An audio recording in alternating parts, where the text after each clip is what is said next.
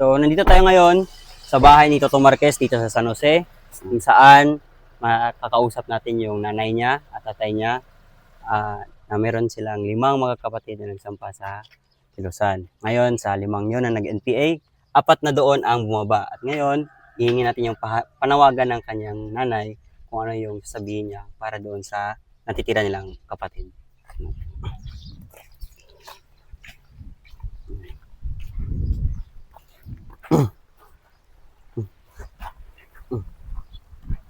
Nanay. Si nanay tay. Nanay. Salaw. Nawaga po. Nay. Namaga po. Ay, ito yung mga Ay, kaibigan namaga ko po. ngayon. Kamusta kayo? Ito mga pamangkin ko na to. Galing kami doon. Galing kami. Doon sa dating talukan natin. Tingnan po namin yung sinabi po kasi ni Toto na yun yung dating lupa ni ni Bito, ni Busay. Kaya ngayon po is ang sabi niya is baka may panawagan po kayo para kay Busay Oo. para kung sakaling makita niya naisip niyang bumaba na rin dito sa atin para maging kumpleto na ulit kayong magpapamilya. Ito siya yung aking nanay. Inaano kasi namin na sana si Kuya Obet magbaba na. Ay siyempre mas maganda na manawagan din kayo. Ano yung inyong panawagan para kay Kuya? Maganda nga yung magkuhan na siya. Ha? Magbalik loob na siya. Siya yung aking tatay naman. Ito yung mga kaibigan ko ito mula sa 68 IB.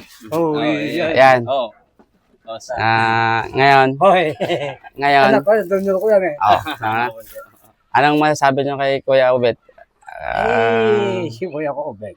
Bayo niya man. Halimbawa, Tapos sa kanya kaso noon eh. Nakulong niya siya. Ako nagpalabas sa kanya. Hindi, gusto nyong makakuan. Gusto nyong magbaba na. Baba na. Ayun. Sana. Sana Bago para... Dapat noon. September. Baba na. Alam mo. Hatalag tayo dito. Mas maganda talaga pag kumpleto. Nung nakulong kasi siya, dapat Kasi hindi ko na yan. sana pinabalik. pagdating namin Parang ng hanggang ngayon, Tepil sa sama. Kami mapakasama ulit. kasama na siya. Hindi maganda. Pero mo halos 3 taon siya na Tapos nakulong. sama na tayo. Kwento ko nga siya. Kwento ko nga yung... Kapwa Pilipino. Kwento ko yung buhay natin. Nasabi ko nga, 4 na kaming nagbagong buhay ngayon. Oo, siya na lang nga eh. Yan, malit pa yan araw. Ito nga, pinakwento niya, maliit pa siya nung nagsimula siya. Nung doon kami sa Patsasan na nabantad ako, takot sa security yan, sa helicopter. Yung Tawag daw sa aking kaibigan. Anong panyo ngayon? Oo. Panawagan kay Kuya Obet. Ito siya. ay kung Medyo simuk-simuk yan eh. hindi mamakintak siya, Kaya nga, ano yung panawagan nyo na... ay gusto namin na magbaba na siya. Baba na. Halimbawa kung makita nila o Baba ipakita man sa amin kung mahuli siya. O siya ay makwan sa ungkwentro. Ipakita naman sa amin. Parang iikwan siya sa kanya. Kawawa kami, wala mo ba? Ito sila. Matagal na ho kaming kwan eh. Gusto namin na maano siya. Ilang taon na ba siya ngayon? Magtipon-tipon kami Ay, lang bang Hubert? Si Kwan, 1976 siya pinanganak eh. 48, mag-48 na siguro. Mag 50 na, sir. 50 na ho sa Kwan, December. Ayun, sila. Yung mga dati namin kinakatakutan. Ito na, kaibigan na natin ngayon. Ito, puging-pugi ang kaibigan natin yan. Basta anong panawagan nyo tayo kay Obet? Dapat anak. Magbaba na. Hmm. Hmm. Tapos sa iyo yung pinalaban eh. Hmm. Ang pinalaban mo, ano, itulo, talibre. Hmm. Talibre sa tulo. Hindi pa rin tutulo. Nandiyan na. Oo, kaya nagpasok ko. Upo kayo, mag-upo kayo dito. Wala nang ikulaban. Upo kayo. Hmm. At least, gusto niyong... Matanda na nga si... Labi yan, Teka. Matanda na nga ito. Ay, Dapat. para marinig ka. maki- Ito microphone. Relax. Habang relax. buhay pa. Ano yung sinabi mo kanina? Gusto niyong mag... Kahit kayo. Baba ka anak. Tapos ang pinalaban nyo. Hmm. Ang huwa na, nakuha na tutulo. Gobyerno natin. Oo. Aruyo. Aruyo yung kausapin mo. Yung sa Manila. Tapos sinadwaro ng dilema. Oo, oo. Yan. Hindi kami masasama ang tao. Kabuhayan gusto namin. Kahit tayo. Basta sige, kayo, Oo. mag-upo na, bagong buhay. Mm.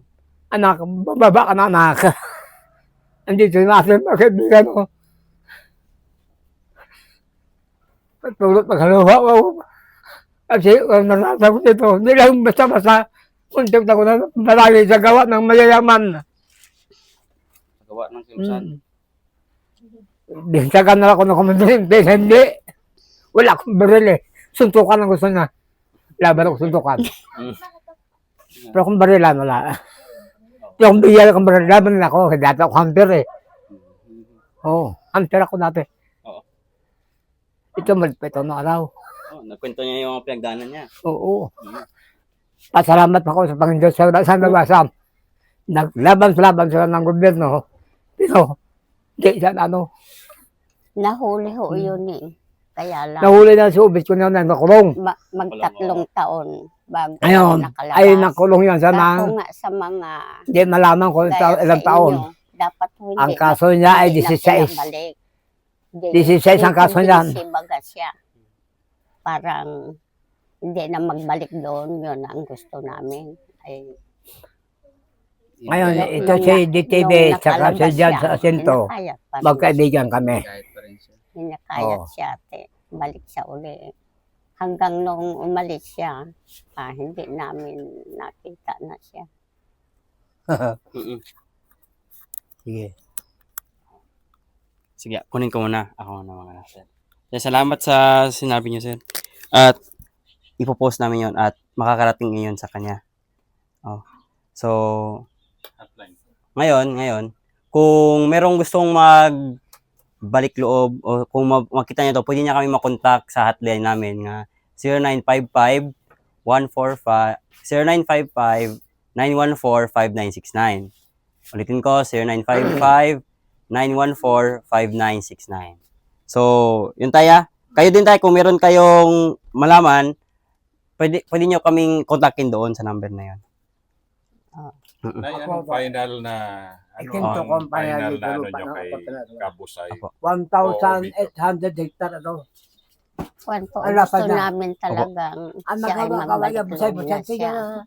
Pagwas. Halimbawa makita nyo o Eh, may busay doon sa amin. mangyari sa Ang kanya, sandaya. ay di, ikaw lang Hinulgat po pala sa yung amin. punta ng Ay ng di namin gobyerno natin. napunta ko. Si Busay ang Matagal na. pinta Umpisa kanila. nung Nasa bumalik Maynila pa si Busay. siya. Rarali. Mm-mm. Hindi mo yun. Pag gusto ko sana malaman kung sino magawa-gawa ng ganyan. Siya, Isang pa ko sa kaso. siya na Oo. pagbintangan. Mm-mm. Sampa ko siya na kaso. Hindi pwede yung ganun. Pampagulo sila sa buhay ng tao. Oo. Ayun nga. Papagulo ang mga taga-Kilusan. Hindi ang ganun siya maganda eh. Hmm. Kaya hindi na nakaintindihan. Nay, pwede kunin ko yung microphone. Iba-iba ang kanya na matanda na. Opo, sige lang po. Okay, yun yung kailangan natin. Ito po yung aming tahanan ngayon na nakatira yung At aking mga magulang. doon sa So, Kapenten. ang tatay ko Doon ang marami. medyo may edad na siya. Ang Kapenten pero kasi doon ang nanawagan simula pa rin yung na- reform program na yan. Sana, Ang brother, may-ari ng Busay, Kapenten na yan, ah, lulo na misis ko.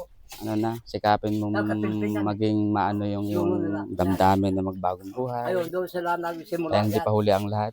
Alam naman natin na ano, hindi ako galit. Wala akong hindi ko kayo tinuturing na kalaban, kaaway. Alam kong biktima pa rin kayo. Para makita tayo.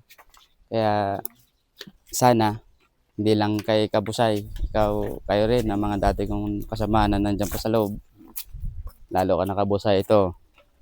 Nawagan yung aking mga magulang. At nandito yung sinasabi nating kaaway, mga Bertugo ito. Kaibigan natin ngayon. So sana hindi lang sa iyo, ganun din sa aking mga naging kasamahan. Hindi kaaway ang turing ko sa inyo. Alam kong biktima lang kayo.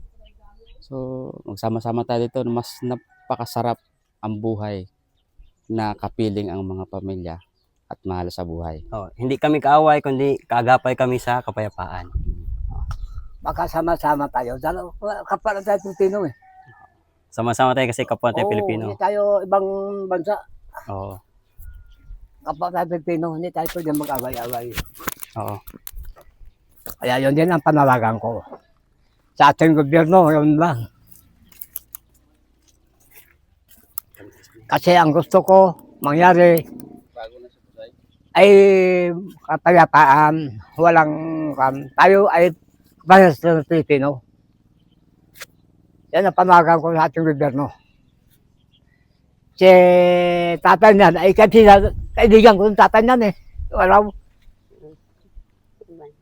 Kanay, may sabihin kanay.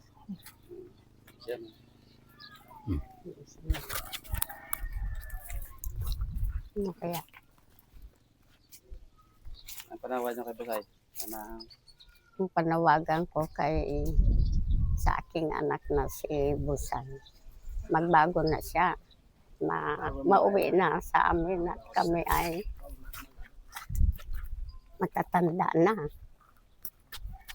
Dapat magbago na siya para makita niya ang mga magulang niya na naghahirap.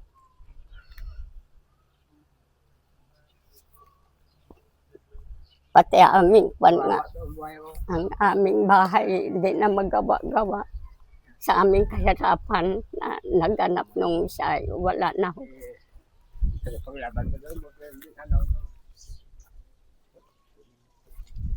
Kung minsan pati isip namin, wala na hong matino, kundi lang sa kanya. Kaya gusto ko na siyang makabalik sa amin. Hindi na rin kami makatrabaho. Kaya wala na eh. Tayo na lang ho, panawagan sa anak ko. Magbago na siya bago mauwi na lang sa amin. Yan na lang. Maraming salamat po.